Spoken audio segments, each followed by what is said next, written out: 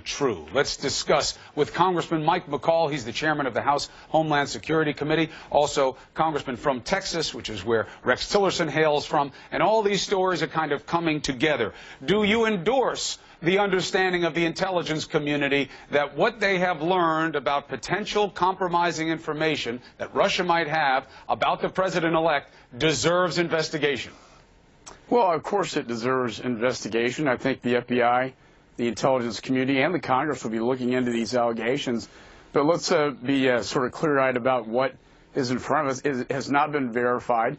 It is based on one source.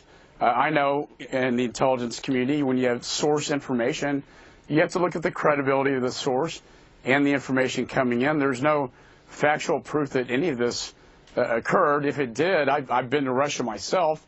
I know in the hotel rooms and when you visit that you're under surveillance. So presumably if this took place, there will be video tape of this, and I have seen no evidence to confirm this. Well, as you know from our reporting, the intel community does find the source incredible enough that they included it in their appendix to the report to the president-elect. And do you think that's the right standard to say, show us the video when we're talking about the Russian government and maybe what they had done? Again, it's just an allegation, but the idea of getting that video, that's setting a pretty high bar for legitimacy, aren't you?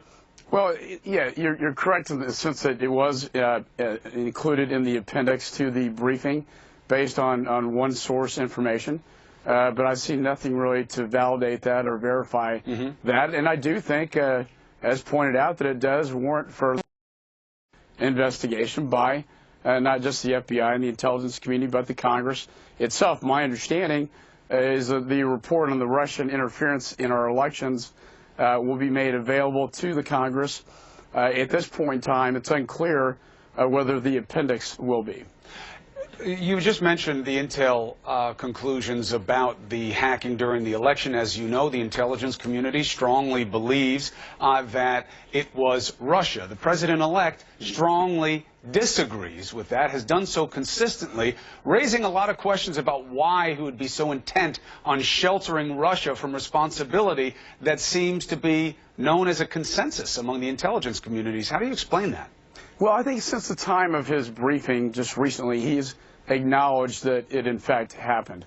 I think what he said is it didn't really have any influence on the outcome. No, he has never said the intel community is right, I was wrong, Russia is responsible for this. He said Russia, China, South Korea, they all are trying to hack us. It's an issue. His people at his transition team say the same thing. They won't say in a simple statement, yep, intel community's right, Russia did it. How do you explain that? Well, my understanding, and Chris, perhaps I'm wrong, is that he has accepted the findings that the Russians attempted to interfere with the elections, but it did not influence the outcome of the election since the time of his briefing. Now, prior to that time, Chris, I warned both the Obama administration and the incoming administration that this was a nation-state attack on our democracy. It turned out to influence the election, and it needs to be taken seriously.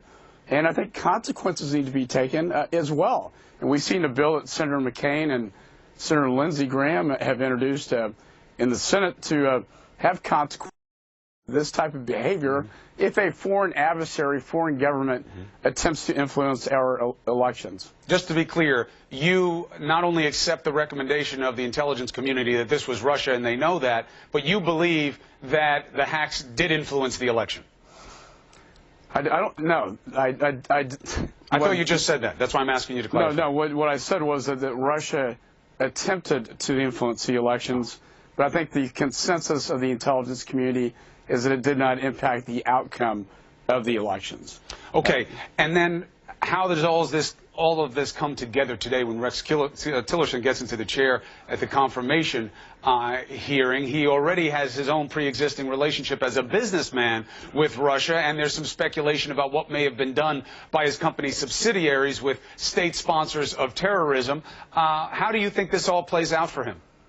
Well, of course, this will all be vetted at the confirmation hearing. That's why we have those hearings. I think Rex is sort of a unique, out-of-the-box choice in the sense that he's not just some guy that's been in the government for 20, 30 years. He is a guy who has international business ties, including Russia, has good relationships with foreign governments, which I think can effectuate good foreign policy. And I think in the case of Russia, I'd rather have a guy who can engage with a foreign country rather than somebody who's going to become an immediate adversary.